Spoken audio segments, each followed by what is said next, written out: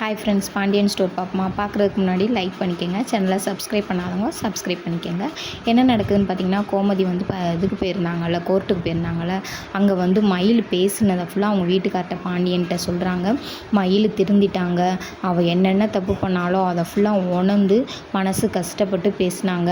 ஆனால் சரவணன் பார்த்தீங்கன்னா, அவன் பிடிச்ச புடியில் கரெக்டாக நிற்கிறாங்க, சொல்கிறதே கேட்க மாட்டேறாங்க, என்ன சொன்னாலும் காதுலையே வாங்க மாட்டேறாங்க அப்படின்னு சொல்கிறாங்க. சொல்லி முடிச்சோன்னே பார்த்தீங்கன்னா, இந்த பக்கத்து வந்து மயில் அப்பா கோர்ட்டுக்கு வரல, அதனால கோர்ட்டில் என்னம்மா நடந்துச்சுன்னு கேட்குறாங்க. உன் மக தானே மண்ணை தூக்கி தலையில் போட்டா, என் உயிரை போட்டு எடுக்கிறதுக்குன்னு நான் பெற்றிருக்கேன் பாரு, நானும் எவ்வளவோ சொல்கிறேன், அவள் பாட்டுக்கு வேணான்னு சொல்கிறேன். ஆம்பளை இல்லாமல் எவன் இங்கே வாழ்ந்துக்கிட்டு இருக்கான்? நீ உன்னையெல்லாம் அம்மன் ஜல்லிக்கு பிரயோஜனம்லாம் வச்சு நான் வாழலையா?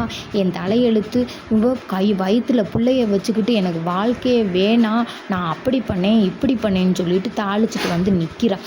நான் என்ன பண்ண போகிறேனே தெரியலை. சரி, கோர்ட்டில் என்னம்மா சொன்னாங்க? அது அடுத்த மாதம்தான் சொல்லுவாங்க. எங்கே இவ பேசுனதெல்லாம் பார்த்தா டைவர்ஸுன்னு தான் சொல்லுவாங்க நான் நினைக்கிறேன். எனக்கு என்ன நடக்கும்னே தெரியலை. என்ன சொன்னாலும் கேட்கவே மாட்டேறான். அம்மா நீங்கள் சும்மா இருங்கம்மா, நீ பண்ண இதில் தாம்மா இவ்வளோ தூரம் என்னை வந்து நிப்பாட்டியிருக்க. நான் இல்லைன்னா நான் நல்ல வாழ்க்கையாவது வாழ்ந்திருக்கேம்மா அப்படின்னு சொல்லிட்டு மயில் கேட்குறாங்க அவங்க அப்பாவை பார்த்து. நான் செஞ்ச தப்பை உனக்கு அம்மா செஞ்சுருந்தா நீ என்னப்பா செஞ்சுருப்ப? நீ அம்மா கூட வாழ்ந்திருப்பியா? அதே சரவணன் அப்படித்தானப்பா, அவரும் நினச்சி பார்ப்பார்லப்பா, என்ன நடக்கணும்னு விதி இருக்கோ அது நடக்கட்டும்ப்பா, நான் என்னையும் பார்த்துக்குருவேன் உங்களையும் பார்த்துக்கிறேன் அப்படின்னு சொல்கிறாங்க. இங்கே பார்த்திங்கன்னா, நம்ம கதிர் வந்து இந்த பாப்பாட்ட எப்படி சொல்கிறதுன்னு தெரியலை. ஏன்னா அவங்க மாமனாருக்கு வந்து எப்போ வேணாலுமே ஆப்ரேஷன் பண்ணுறதுக்கு கூப்பிடுவாங்க ஆஸ்பத்திரிக்கு.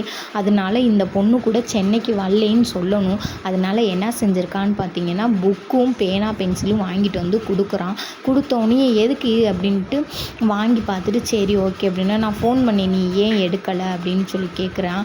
கேட்டதுக்கு நான் ஃபோனை பார்க்கல, உன் கண்ணு முன்னாடி இருக்க ஃபோனை நீ பார்க்கலையா அப்படின்னு சொல்லி கேட்குறாங்க. சரி, நாளைக்கு நீ எப்படி போகிற, ட்ரெயினில் போகிறியா பஸ்ஸில் போகிறியா அப்படின்னு கேட்குறாங்க. கேட்டதுக்கு நம்ம காரில் தானே போகிறோன்னதுக்கு, இல்லை காரில் நான் வந்து உன்னை கூப்பிட்டு போக முடியாது, உனக்கு ட்ரெயினாவது பஸ்ஸாவது புக் பண்ணி தாரேன் அப்படின்றாங்க. ஏன் என்னையோட உனக்கு என்ன முக்கியம்? இல்லை என்னோடய கஸ்டமர் ஒருத்தருக்கு உடம்புக்கு முடியல, அவர் எப்போனாலும் என்னை கூப்பிடுவார், நான் அவர் கூட போகணும் அப்படின்னு சொல்கிறாங்க. அப்புறம் பார்த்திங்கன்னா, இங்கே வந்து ஜீவாவும் நம்ம மீனாவும் பேசிக்கிட்டே வராங்க. சென்னையில் எனக்கு வேலை இருக்குது, 2 நாள் சென்னைக்கு போகணும், அங்கே போனால் காலையில் நல்லா லேட்டாக எழுந்திரிக்கலாம், லேட்டாக தூங்கலாம், நல்லா காஃபே போய் நல்லா காஃபி குடிக்கலாம், நல்லா என்ஜாய் பண்ணலாம்ப்பா அப்படின்னு சொல்கிறாங்க. மீனா காரில் போகையில் புக்கை வச்சு படிச்சுக்கிட்டே இருக்காதப்பா, பரீட்சை எழுதையில் நீ பாட்டுக்கு தூங்கிடுவ, ஏதாவது ஒரு இதை மிஸ் பண்ணிடுவ அப்படின்னு. எப்படி போகிற? கார்லலாம் போதில்ல மாமா, நான் பஸ்ஸில் தான் போகிறேன், கதிருக்கு வேலை இருக்கான் கூட்டிகிட்டு போகலையா அப்படின்னு சொல்கிறாங்க. சொன்னோன்னே கோமதி கேட்குறாங்க, என்ன இப்போ நீங்கள் ரொம்ப பெரிய மனுஷராகிட்டு போனீங்க போல், அங்கிட்ட அம்மாச்சியை திட்டுறீங்க, இங்கிட்டு பொண்டாட்டியை படிக்கிறதுக்கு கூட்டிகிட்டு போக முடியலேன்றீங்க, என்ன தான் நீங்கள் நினச்சிருக்கீங்க? உங்கள் இஷ்டத்துக்கு திரியலாம்னு நினச்சிருக்கீங்களோ அப்படின்னு சொல்லி கோமதி கேட்கையில், இல்லை ஒரு கஸ்டமருக்கு என்னை விட்டுட்டு வெளியில் யாரையும் கூப்பிட முடியலன்னு சொல்லி கேட்குறாங்க, அதனால தான் அப்படின்னு சொல்கிறாங்க. மீனா சென்னை போகணுன்னு சொன்னால் நீ மீனாவுக்கு ஃபோன் பண்ணி கேளு, நீங்கள் 2 பேருமா போயிட்டு வந்துடலாம், நீ ஒத்தையில் போகிறதுக்கு அப்படின்னு சொல்கிறாங்க. சொன்னோன்னே சிரிப்பு வந்துடுது, சிரிச்சுக்கிட்டே நாடத்தை முடிச்சு